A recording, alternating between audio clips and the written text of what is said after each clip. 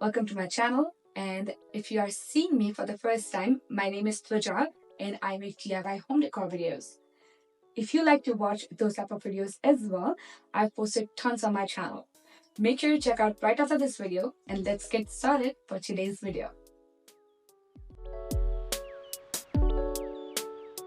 So today's video is about a wall makeover that I did under $10. I live in a rented place and everything that I have in this apartment is all white, and I really wanted to add some character into that. So every time I wake up, I feel some design and just not so plain every day. Now, the first option you will suggest is to peel and stick wallpaper. Yes, definitely, but that was costing me around 50 to 80 bucks, something that I liked and something that I wanted to go for. So that was not in for me. Second option, I tried to get a tester paints and make my own stencil and murals. That can work pretty good as well. But with stencils and paint, if you paint on the wall over here, you probably have to repaint it with the white paint at the end of your lease. So that was also not an option for me. So the last option that I had was to paint that is removable. And also that paint had some complications, so I cannot really use stencils while doing that. So I came up with this design, which is on $10, and you can actually make this design with whatever you have at your house. You probably have to go out to buy colors, but that's it. I had used just one color here, but if you like or if you prefer, you can definitely use different colors. I was actually planning to use a little bit of red or pink here, or probably some flowers, which I did not opt for, but if you want, it definitely works the best. All you need is a stencil or probably a design. It will turn out amazing. And the best part is I'll be able to remove it with one wipe. Take just 5 minutes for me to remove that. So that's something that I love about it. First is cost effective, second is I can remove it easily, and the third is I had fun while making this. This entirely I made it on my own. So that was the best part. I'll show you how I did that step by step, and let's get started. So before we start, I wanted to show you that this is a wall that I'm working with. If you see, everything is white, even the dresser that I have. So I really needed to put something on the wall. So these are the colors that I was working with. Basically, they are full colors. I got it from dollar store. They are basically kids removable paint. They are all water-based paint. Now for dollar store, they don't really have much options in terms of colors. But if you go to Michael's, you probably find many colors just for the same criteria, and you may be able to get your desired shade right away.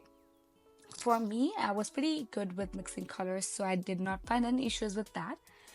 Just because it is water-based colors, you have to shake it really well before you try working on it. So the color that I'm trying to create is more like a sage green or a green kind of a color. So it does make me feel like, green color we usually associate with more like plants and nature. So I wanted to have something like that. So I mixed yellow and green, just wanted to make sure that I work on the right path. And I realized that I might have to work with a lot more colors. So I add black and a white as well, just to balance out all the shades and hues that I was expecting. So after doing a lot of mix and match, I was able to get the shade that I was expecting, and it was a time to work with it. So this is the stencil that I got a couple months ago, and was literally like $1, also from the dollar store, and I got it specifically because of the design in the corner, and I wanted to try on before I decide which design I would like to put it on the wall. So the color that I was working with was really runny. That's the only drawback of using removable paint, but I wanted to give it a try with the stencil that I had. After doing a couple of tries, I finalized the way I would like to use my stencil and did some patches. But before I do patches, I had to make sure what are the exact measurements that I'm trying to work with. So that is basically like a motifs that you have to work around. It's very plain white base, and you do a patches of design, which is kind of like a block printing. So when I did the patch, it was runny and it wasn't really defining what I expected. That was not in for me. So the brown patch that you are looking here, that's actually the wall paint that I had, but I was going to take it off right away so it's easy for me to remove.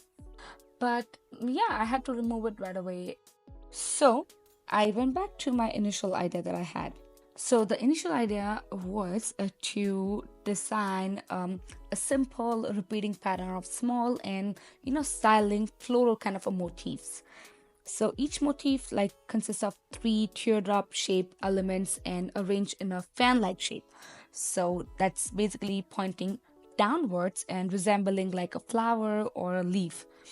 The motifs are evenly spaced out on a white background, and it does create a clean and minimalistic look. The color of motifs totally depends on the pattern you like to create or environment you like to create, and basically those colors goes really well with white, and that's what makes it more minimalist and elegant kind of a designs. So from the basic dishwashing sponge we have, I cut out the designs that I was expecting, and I tried making patches. Now, with that, I had to do couple tries. I wanted to make sure that my sponge is entirely soaked and saturated in the color, so it does create the entire stamp when I try to work on it. And after a couple tries, it was working perfectly fine, and I was feeling confident on working towards it. So as you can see, my sponge is entirely wet and soaked into that. And at the same time, to create a fan-like shape, the teardrop design on the right and the left side of the actual main teardrop, I had to make another cutting. So I took another sponge and made a small teardrop just to align those design, and wanted to make it look like elegant and floral at the same time. So this was the second cutting that I had, and I was almost halfway there. So I started doing all the right side of each stamp that I made initially to stay in the flow. I don't have to go back and forth between right and left. So this is how it was looking halfway there. And all I had to do is do the left side now. With the left side, just because I'm not, my dominant side is the right side, the left side was a little bit of a tough part. I made a lot of mistakes, but you know what the best part is?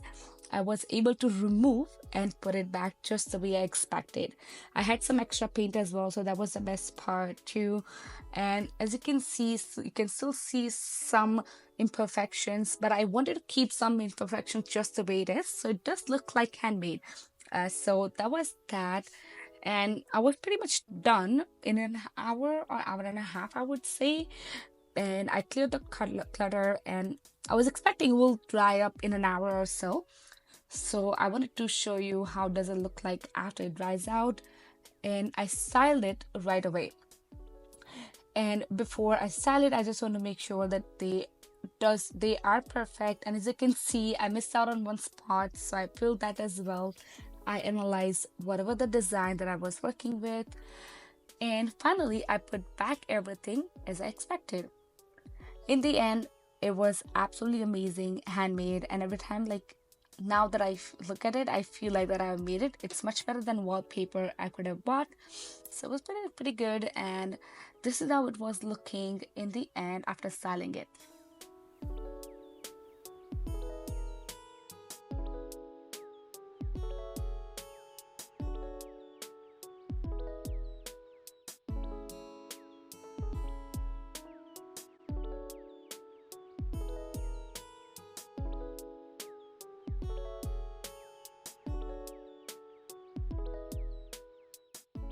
Thank you for watching today's video, and I hope you've enjoyed. Make sure you like, comment, subscribe to the channel, and also on this video, make sure to check out other videos on my channel as well. And I will see you in the next video.